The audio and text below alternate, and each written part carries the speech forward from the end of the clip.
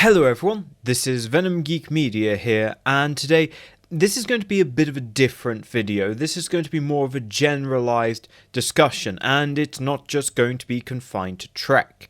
You see, recently on my video on the California class there were many comments, and one of them, and I'm not going to name the commenter because they know who they are, and also I don't want people going back and brigading that person.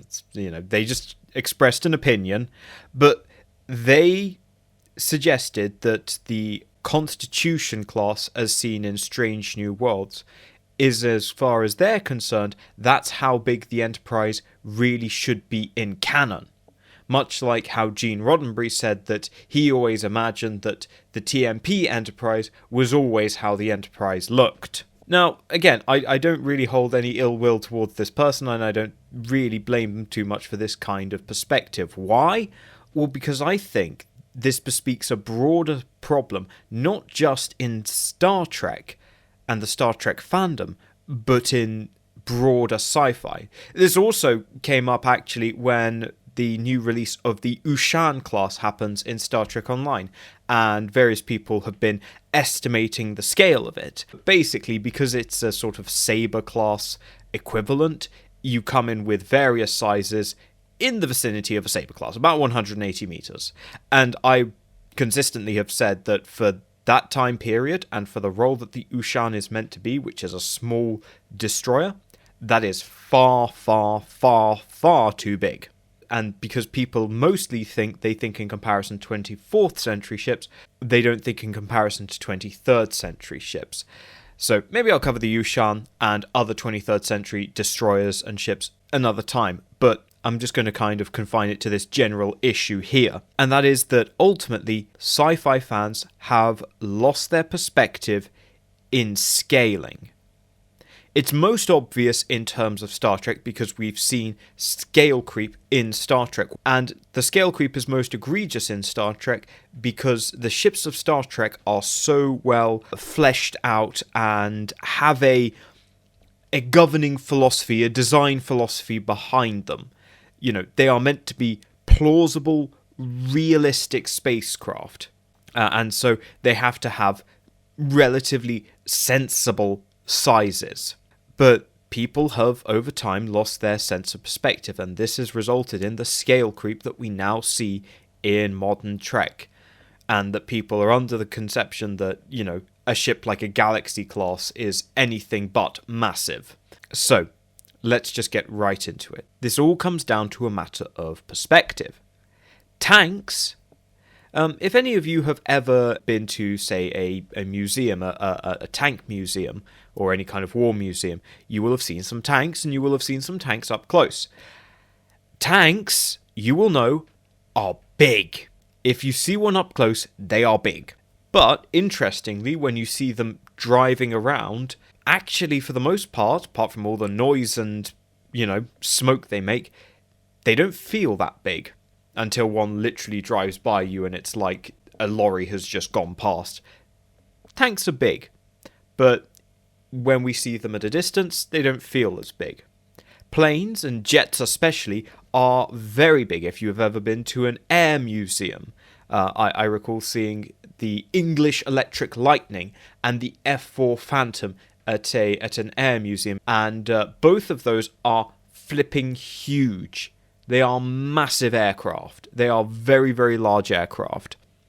But when they're flying around in the sky, at air shows and everything, they don't look that big. And, of course, the ultimate example are ships.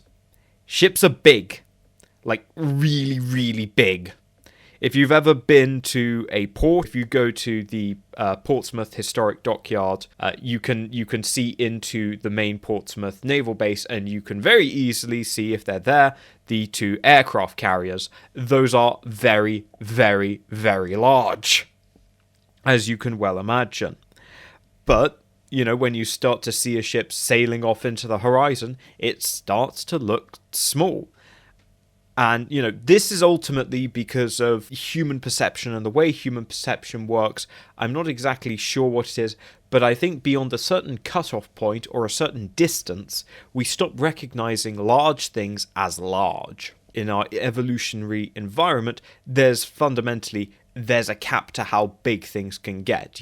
The biggest thing we are going to encounter as a land-dwelling creature is probably some kind of large herbivore like an elephant or a hippo, but both of those completely pale in comparison to the machines that I have just described. Perception of size is very much tied to visual context and the scale of the environment. So if we take what we've just observed in how humans perceive machines, large machines that we build, then let's consider this. Space is big. Like, really, really, really big.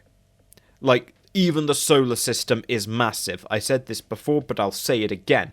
The solar system is not just 8 planets. It's huge. It's vast. And it's not just that the distances are vast. There's so much stuff in here that we don't even know how much stuff is in here.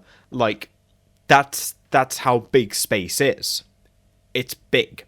Interestingly, another thing is asteroids can be very, very big before they have to turn into spheres. There's a cutoff point, but you are going well over hundreds of kilometers in order to get to that point. That's how big space and celestial objects are.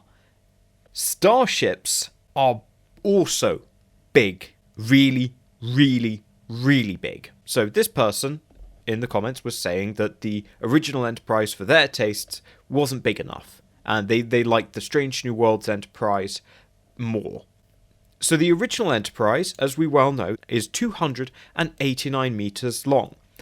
I want you to pause this video, or if you're watching it on a phone, you don't have to pause the video. Get up, go outside right now, and walk 289 meters. Have you done it?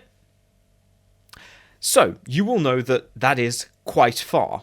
Obviously, in the grand scale of human distances, no, it didn't take a massive amount of time for you to walk it. It didn't take you that long, but it's a not insubstantial distance. Now, imagine a machine of that size. That is not small. If we want to come to a comparison with a real-life ship, let's look at the Enterprise CVN-65. That is 342 meters long. So it is longer, but that has the reason that it is, of course, an aircraft carrier. And that has many thousands of people aboard it. I think something in the region of like 4,000 people on board that. And it accommodates them relatively comfortably. Comfortably enough that such ships could be deployed for a very long time. And certainly if that ship was merely inhabited by 400 or so people, maybe 400, 500 people, well, you wouldn't notice. You would notice because it would be so empty. We have here a little picture of the Enterprise's crew on the saucer of the ship. As you can see, there are 2 groups. You have 400 in the back and what 100 people look like up front. As you can see, people are very, very, very small, and the Enterprise is very, very big. Like, really big. If the Enterprise dropped in the middle of your street, I don't think you'd be saying it was small. It's very large. And I think it's fair to say that it can quite comfortably and adequately accommodate that 400 people, probably with a wriggle room up to about 1,000.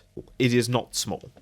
So it's fair to say that the Constitution class and the original Enterprise, in many ways, it set the golden standard for how you design a sci-fi starship. Until, of course, a little something in 1978 called Star Wars.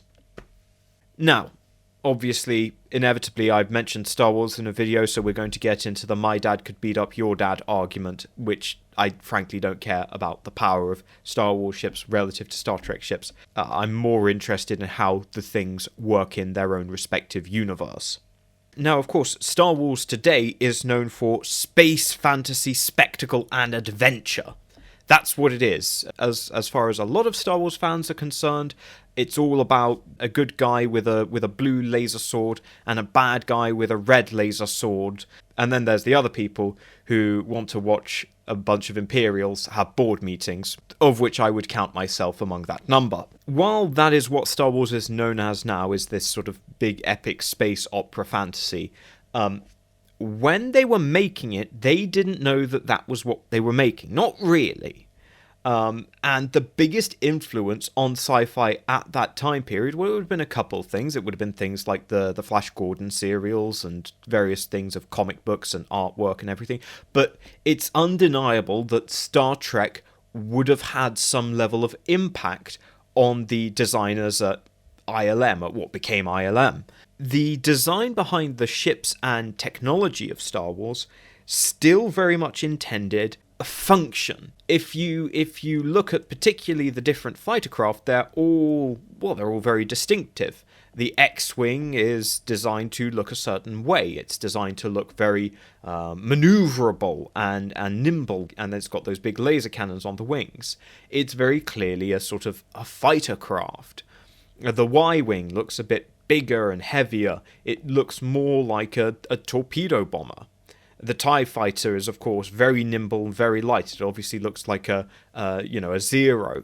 In Star Wars, ships were still somewhat designed for their form to follow their function. And so you're going to ask me, Venom, where are you going with this? Why are we talking about Star Wars? As I said, Star Wars is the reason that people have a skewed perception of scale in sci-fi. They think that ships have to be colossal where they really, really, really don't have to be. What if I were to tell you most of what the Star Wars lore channels on YouTube and most of what is accepted by the Star Wars community in terms of the scale of the universe, the scale of the ships, what if I were to tell you that that was wrong? Extraordinary claims require extraordinary evidence, and here we have the extraordinary evidence. This is a design sketch from ILM, which, as you can see, has all the ships from the original film, barring the Death Star, scaled relative to one another.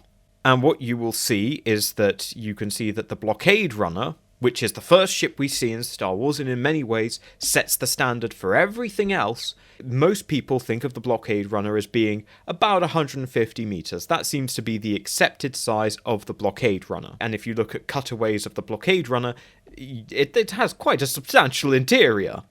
Compare that to what this ILM sketch depicts, where it is in fact 40 meters long. And so why is this Blockade Runner 40 meters? Well, essentially because when they were designing the Blockade Runner, they were designing it to be similar to a World War II bomber.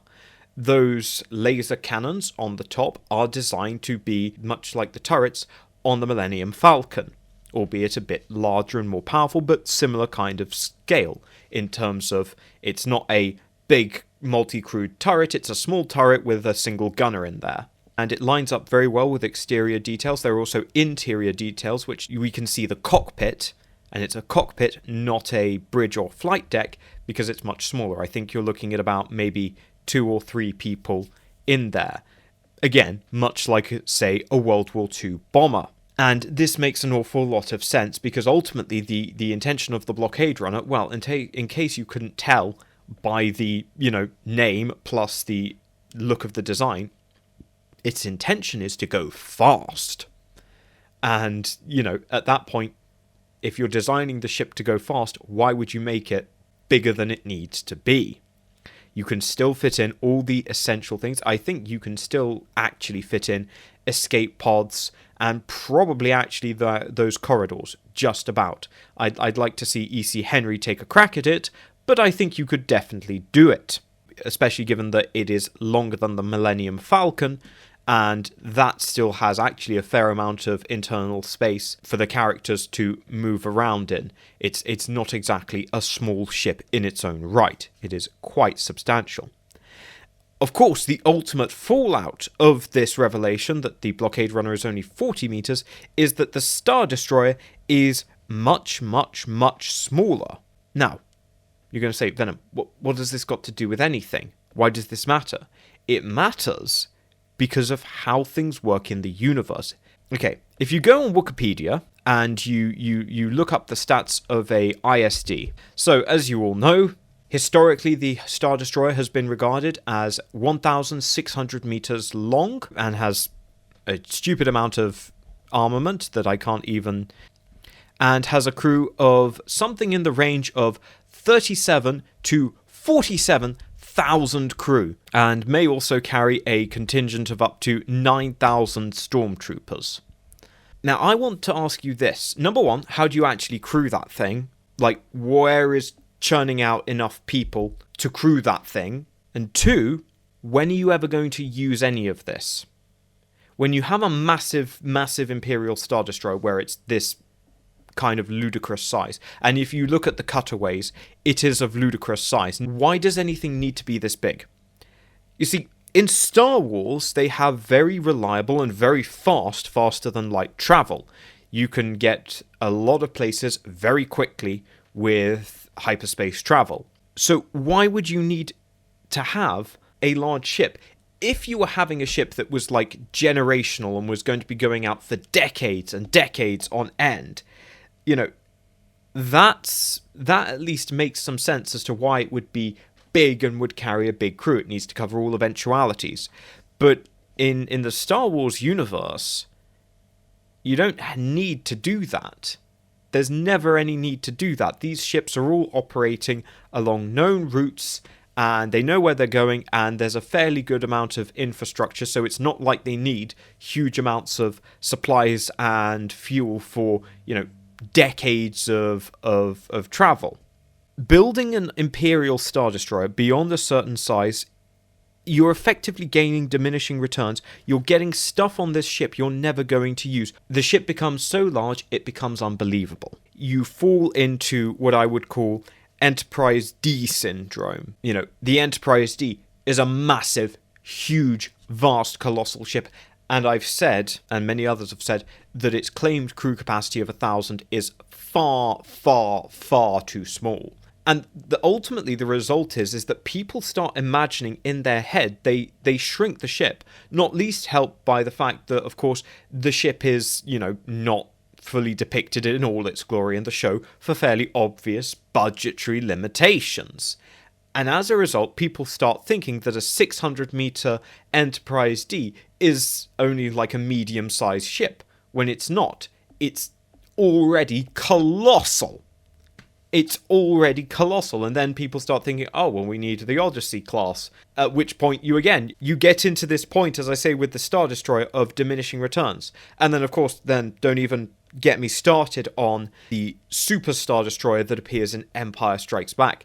Obviously, there's a lot of scale shifting going on within that film and its position relative to the other Star Destroyers anyway, but suffice it to say, if a 1.6 kilometer Star Destroyer is already absurd in its size for what it is meant to be doing, and it's so big that you could never actually ever be using it effectively, then a 20 kilometer long Super Star Destroyer is equally absurd. Fortunately, if you go and actually scale the Super Star Destroyer's bridge section off of an Imperial Star Destroyer's bridge section, and you scale the Star Destroyer down to the appropriate size based on those ILM sketches, you get a size that is probably not ludicrous. Why does this matter? Well, because it will make the Star Wars universe more believable. Because this is something that is obviously a problem.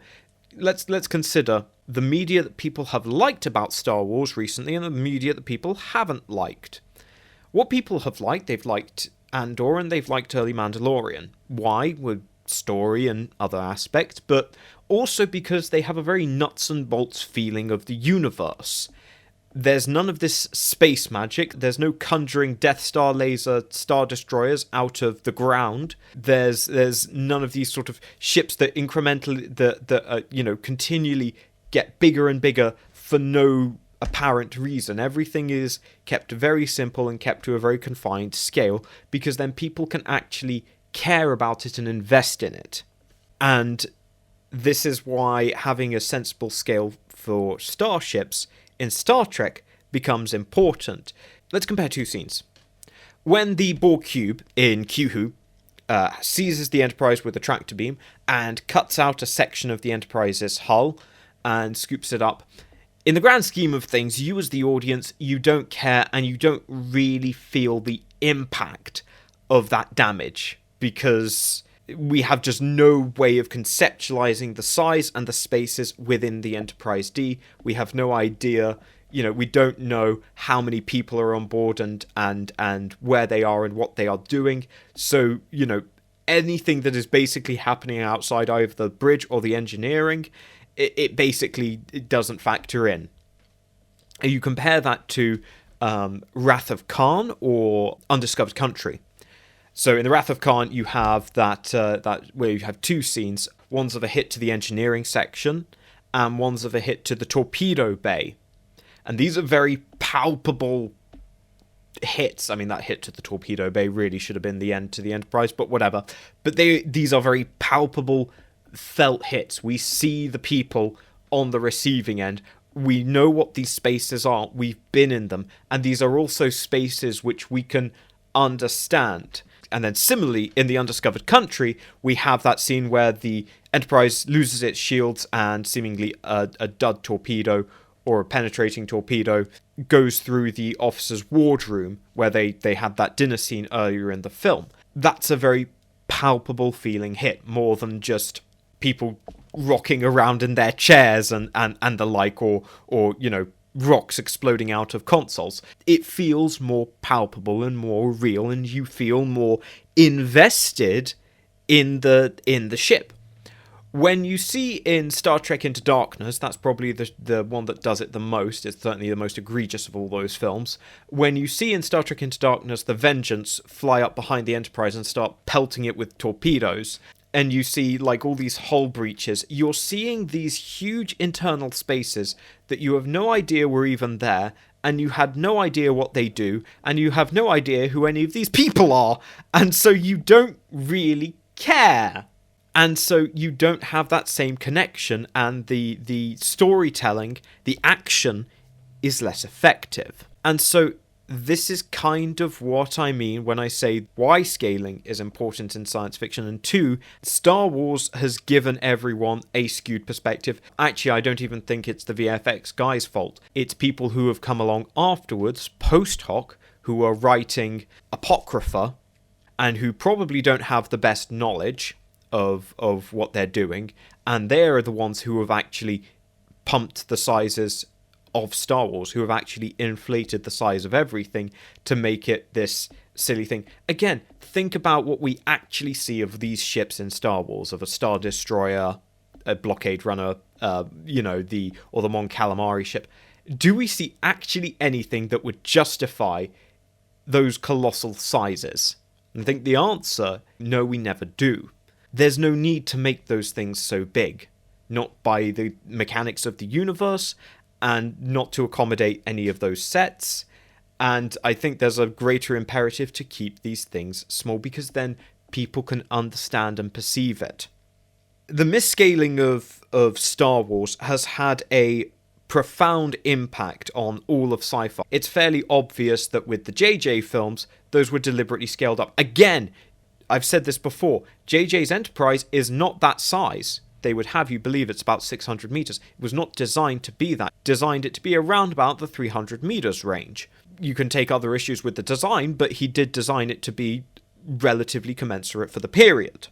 Back in the day, 40K thought it was being silly by having these multi-kilometer long warships. Now, I think a lot of sci-fi consider it to be a target. Even though 40K is being silly, additionally 40K does actually have certain justifications in the universe why you might have a ship that big. But even Discovery couldn't resist cranking the scales.